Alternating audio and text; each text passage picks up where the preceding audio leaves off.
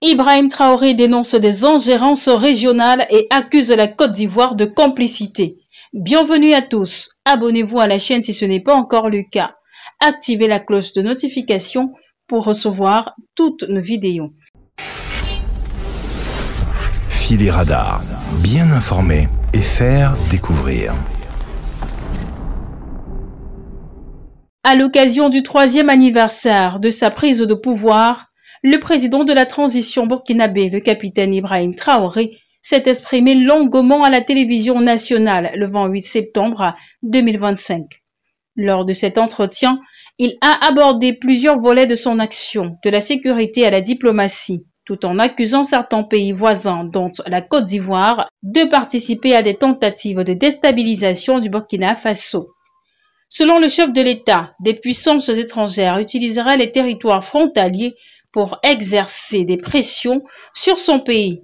Il affirme que des opposants burkinabés bénéficieraient de la protection des autorités ivoiriennes et accuse Abidjan d'abriter des groupes armés menaçant la stabilité du Burkina Faso. Les ennemis du Burkina sont là, visibles, accueillis et protégés, a-t-il affirmé, mettant en doute la capacité militaire de la Côte d'Ivoire à repousser les groupes terroristes sans avoir, selon lui, conclu un accord tactique de non-agression. Revenant sur l'arrestation de 6 fonctionnaires ivoiriens en août dernier, le capitaine Traoré les soupçonne d'avoir franchi la frontière dans le but de collecter des informations sensibles. Il s'est également exprimé sur le décès en détention à Abidjan de l'activiste burkinabé Alino Fasso, survenu en juillet. Le président a dénoncé un cas suspect.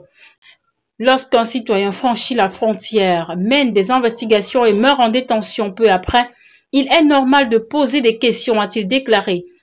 La version burkinabé qui évoque des actes de torture a été formellement contestée par les autorités ivoiriennes qui affirment qu'il s'agit d'un suicide. En Côte d'Ivoire, plusieurs voix issues de la société civile réclament désormais une enquête indépendante pour faire toute la lumière sur les circonstances de ce décès dans un climat diplomatique de plus en plus tendu entre Ouagadougou et Abidjan. Le président Traoré a également évoqué la suspension du Burkina Faso par l'Union africaine, décidée en août 2024. Il s'est interrogé sur les raisons réelles de cette décision, soulignant qu'un médiateur de l'organisation panafricaine est attendu prochainement à Ouagadougou.